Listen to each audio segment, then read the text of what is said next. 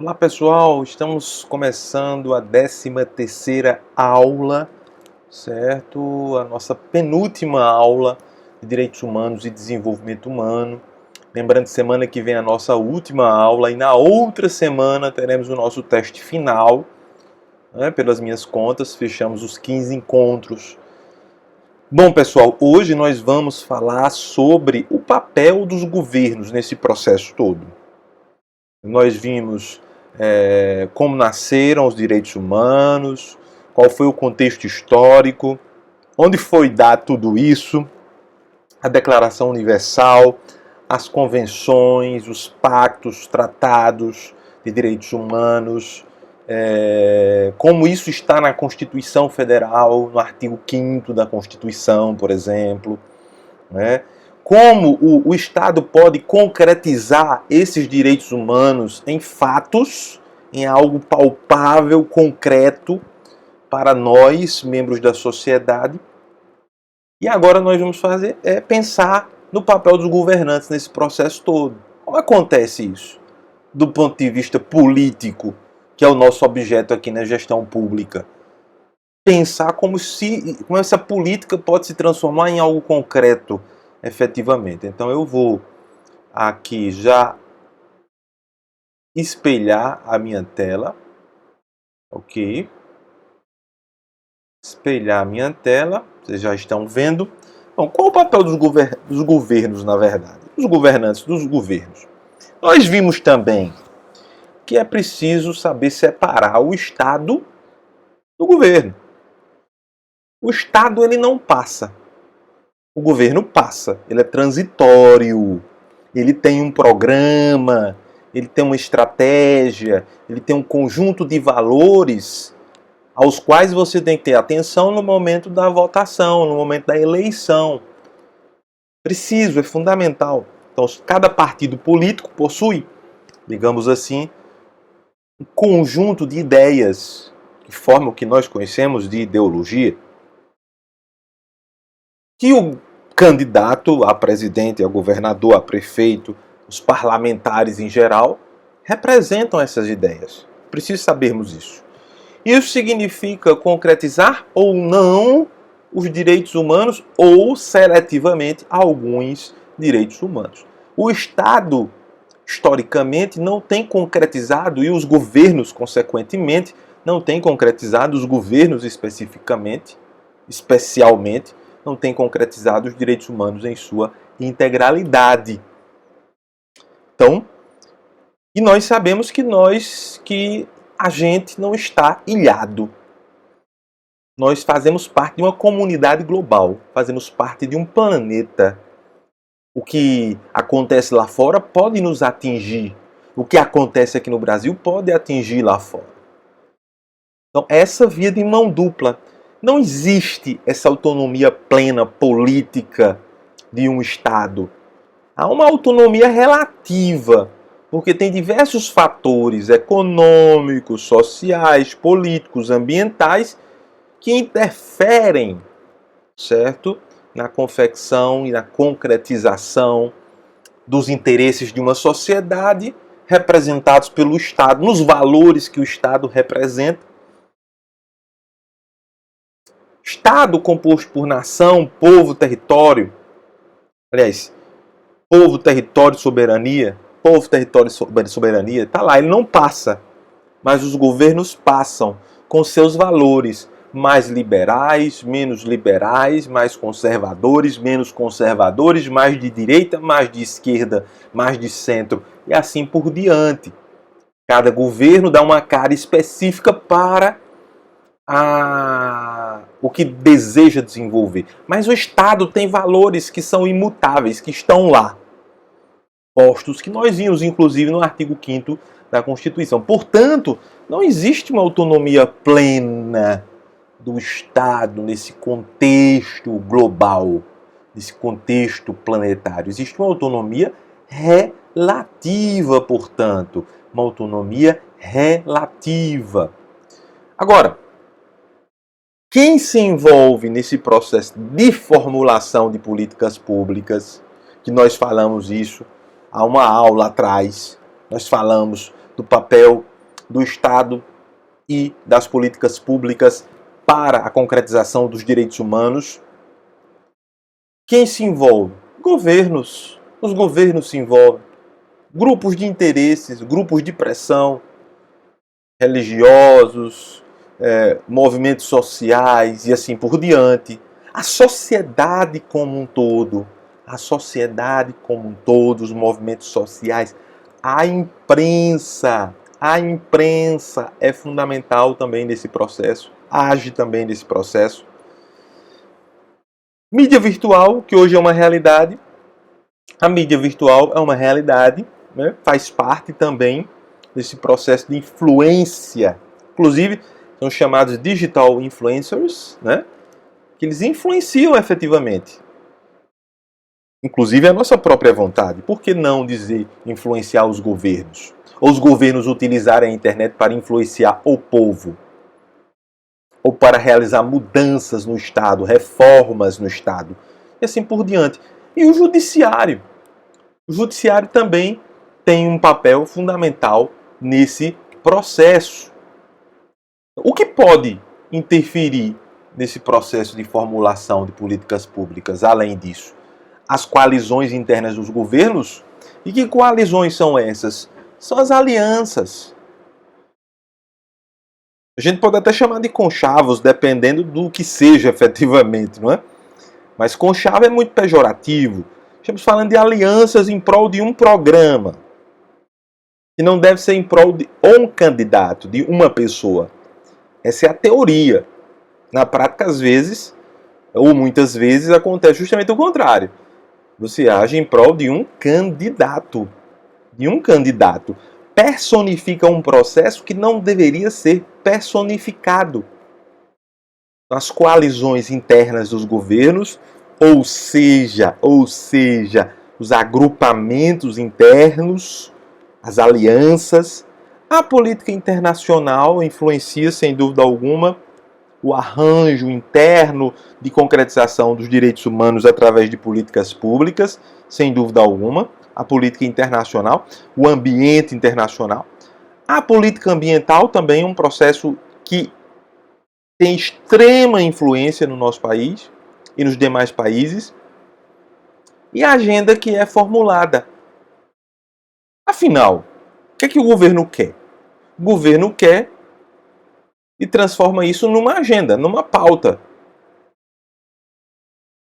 Que é o nome que se dá a esse conjunto de ideias que o governo quer transformar em realidade. Ele chama de agenda, chama-se de agenda, efetivamente.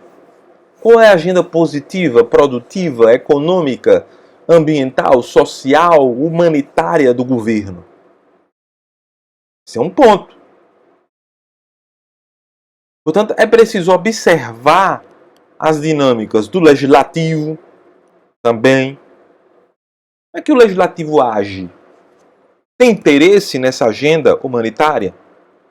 Há interesse. Existe uma comissão permanente de direitos humanos que era presidida pelo senador Paulo Paim, não sei se é ele ainda, mas era ele.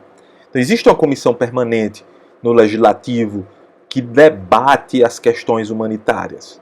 Isso tem se transformado em políticas públicas, efetivamente, evidentemente. Eu não tenho visto com tanta frequência mais. As políticas de cotas, o direito dos idosos, Estatuto da Criança e do Adolescente, não é? Algumas defesa do consumidor. Nós temos um histórico, nós vimos isso.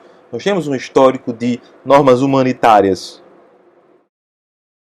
É preciso observar também as promessas de campanha e sua execuibilidade. Até que ponto o que se promete pode ser executado?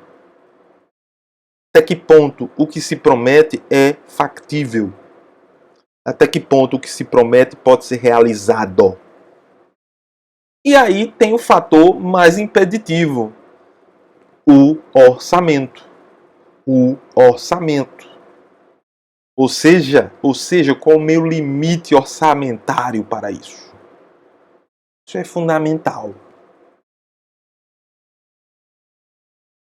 E aí, para eu buscar formular políticas públicas voltadas para os direitos humanos, eu tenho que inserir esses direitos humanos como problemas prioritários, questões prioritárias. Definir problemas significa elencar questões prioritárias. E o governo que tem um viés humanitário, que busca a paz, que busca a igualdade, que busca o não preconceito, né, e diversos outros valores que nós vimos ao longo da disciplina, ele busca inserir essas questões como questões prioritárias. Portanto, ele busca definir a agenda, né, que envolve o direcionamento da atenção em torno de questões ou problemas específicos. Não dá para resolver tudo. Então o governo pode selecionar, não de uma forma maldosa, não de uma forma, digamos assim, proposital, mas selecionar o que é mais prioritário naquele momento, que está dentro do escopo humanitário. E aí você começa a definir, a dar corpo a essa agenda. E também a definição de alternativas, a exploração e o desenho de um plano possível para a ação. Quais são as alternativas que eu tenho para executar? Para, ao definir os problemas, ao definir a agenda, executar tudo isso que eu defini. Quais são as alternativas que eu tenho efetivamente? Então eu preciso pensar de forma a concretizar. A concretizar. Não basta ter ideias, é preciso concretizar essas ideias. Então, por que alguns assuntos são importantes em detrimento de outros? Então, em algum momento a agenda ambiental pode estar em baixa, em outros momentos em alta. A agenda humanitária como um todo pode estar em alta em um momento e em baixa em outro momento. Então, por que alguns assuntos são importantes em detrimento de outros? Nós vimos que tem diversos fatores, agentes de pressão que atuam nesse processo, que podem efetivamente influenciar nesse processo. É bem verdade. Então, o que é prioridade? E o que pode ser inserido como prioridade? Então, a noção de definição, né, é importante por se tratar de um processo, ou seja, um conjunto de elementos interligados e relacionados entre si, e não um elemento único ou aleatório que é construído ao longo da formulação. A noção de definição, como é que eu vou definir, é importante por se tratar de um processo. É uma coisa que acontece processualmente, ou seja, um conjunto de elementos interligados e relacionados entre si, e não um evento único ou aleatório que é construído ao longo da formulação. E não um evento único ou aleatório que é construído ao longo da formulação. E não um elemento único ou aleatório que é construído. Há um conjunto de fatores, entendem? Que não pode ser um fator só que deve levar à definição desses problemas, definição da agenda e a definição de alternativas. Forma uma complexa combinação de instituições e atores envolvendo elementos técnicos e políticos. Não é uma tarefa fácil. E aqui eu não estou a dizer isso, que é uma tarefa fácil, mas que é uma tarefa necessária, realizável, fundamental, fundante do papel do gestor público. Fundamental. Portanto, uma etapa pré-decisória, no caso da formulação de políticas públicas direcionadas para direitos humanos, seria uma etapa pré-decisória, ou seja, anterior a qualquer atividade de formalização de uma política, envolvendo fundamentalmente a identificação de problemas que requerem atenção governamental, definição da agenda e uma busca inicial por soluções possíveis, confrontadas com seus custos, quanto vai custar efetivamente e efeitos estimados, definição de alternativas. Portanto, essa seria a fase da formulação de uma política pública humanitária.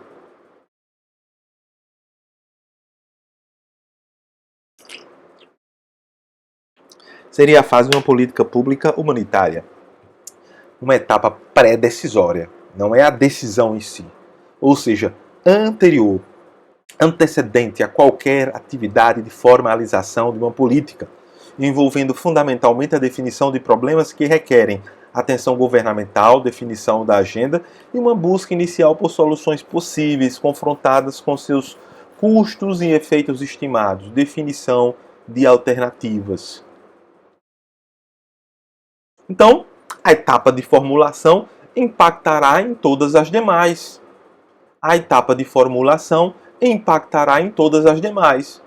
A etapa de formulação impactará em todas as demais. Essa etapa de formulação é a etapa de maturação do processo para que uma política pública humanitária ela venha a acontecer de fato e de direito. Implica em observar e estudar o poder político. O poder político tem que ser estudado nesse processo, tem que ser compreendido principalmente, para que nós tenhamos a real percepção de que agenda está, aliás, de que janela ou em que momento uma janela de oportunidade se abre. Porque o que acontece? Janelas de oportunidade se abrem. E muitas vezes é nessas janelas que se abre a oportunidade efetiva para as coisas acontecerem. Então, o exercício do poder estabelece entendimentos sobre os problemas públicos. O exercício do poder que é feito, que é realizado, que é efetivado pelo governo, quem exerce o poder é o governo. Nós delegamos ao governo esse exercício. Portanto, o exercício do poder estabelece entendimento sobre os problemas públicos, porque esse exercício do poder é quem vai fazer as escolhas. As escolhas vão ser realizadas por esse exercício do poder, que não é feito por nós. Nós votamos. Nós apenas votamos. E aí delegamos a terceiros essa responsabilidade, efetivamente, escolher os problemas a serem atacados prioritariamente, ou ter uma agenda humanitária ou não. Todo o debate é estruturado em torno dos problemas públicos escolhidos. Então, o que é que foi escolhido efetivamente? Entende que há um processo de escolha? Por isso que é muito importante a eleição. Porque disso disso decorrerá toda uma agenda que será desenvolvida conforme o pensamento certo, político partidário e também do candidato que ganhou. Que ganhou com uma base eleitoral, que é a maioria naquele momento. Então, todo o debate é estruturado em torno dos problemas públicos escolhidos. Então, está desorganizado aí, mas a ideia é, através da razão, do conhecimento, você chega à solução. Eu tenho um problema humanitário a resolver. Eu tenho um problema de direitos da mulher para resolver. Através da razão, do conhecimento, do emprego da ciência, eu soluciono. Eu tenho um problema da vacinação para resolver. A vacinação para todos. Então, um problema prático. Tem uma política nacional de imunização que precisa ser seguida. Razão, conhecimento, solução. Efetivamente. Então, os problemas são fatos mensuráveis, solucionáveis. E também significam disfunções no sistema social. Disfunções, perturbações, distopias do sistema social. Mas o fato é que esses problemas eu posso mensurar e solucionar efetivamente através de etapas, de processos que podem ser realizados. Então, nesse processo é fundamental o papel do analista de políticas públicas. Ele é que vai encontrar evidências de problemas sociais. Ele é quem vai indicar, olha, é necessário atingir, cobrir de forma humanitária a sociedade, para então realizar suas causas e propor a adoção de medidas necessárias para sua resolução. Então, profissionais voltados para esse desiderato. No entanto, essa visão avançou e esse papel envolveria a explicitação de definições e pressupostos subjacentes a determinadas construções sobre problemas e a identificação de pontos de vista alternativos. Não é? Então, tudo isso é um processo racional. É um processo racional com defesas, com pressões, com ideias internas e externas ao país. Então,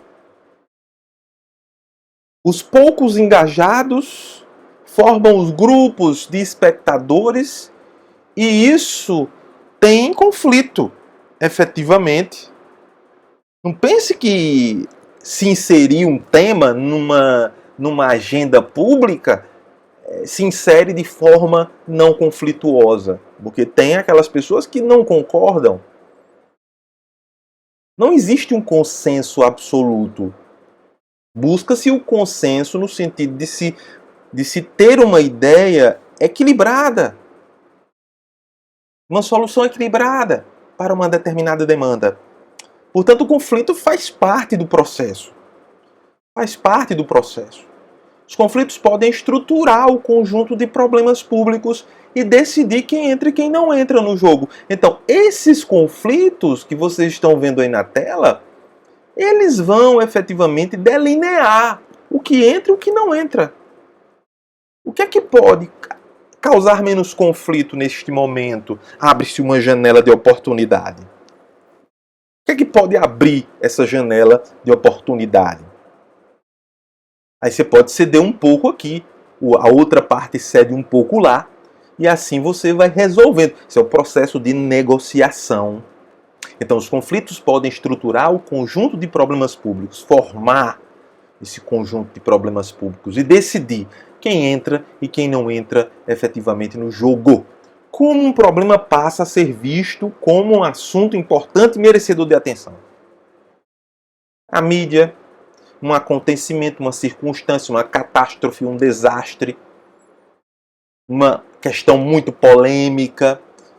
E tal problema recebe uma visibilidade tamanha, principalmente hoje com as redes sociais, isso é relativamente fácil de acontecer, os vídeos viralizam com muita facilidade. É o caso de uma cantora famosa que perdeu um filho tragicamente recentemente e foi aprovada uma lei aqui no estado da Paraíba para prevenir o suicídio de garotos influenciados por mensagens e desrespeitos na internet. Isso tudo advindo de uma questão trágica que aconteceu. Como um problema passa a ser visto como um assunto importante e merecedor de atenção de diversas formas. E geralmente formas muito duras. E há ganhadores versus perdedores. A gente tem que buscar diminuir ao máximo essa cultura do ganha-perde e fazer com que a maioria ganhe e haja poucos perdedores. Esse é o processo de formular políticas públicas humanitárias na sociedade. Há muitas vezes essa dicotomização entre ganhadores e perdedores, mas a busca incessante é por diminuir esse contingente de perdedores. Esses ganhadores, eles geralmente buscam conter os conflitos e os perdedores, eles buscam expandir os conflitos porque eles perderam. Expandir os conflitos e politizá-los. A questão é, há grupos que politizam mais, há grupos que politizam menos. Grupos perdedores que politizam mais, grupos perdedores que politizam menos.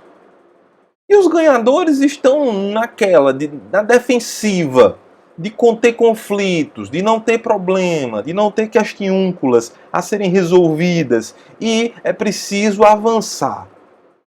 Né? Agora, estratégias de expansão desse conflito. Porque quando você fala de questões humanitárias, geralmente tem muitos conflitos. Muitas questões, muitas discordâncias. A busca é pelo acordo. Quanto menos específicos, mais ambíguos, quanto maior o alcance social real ou percebido, né, aí você torna visível o problema. Quanto mais relevante do ponto de vista temporal, mais urgente, mais premente.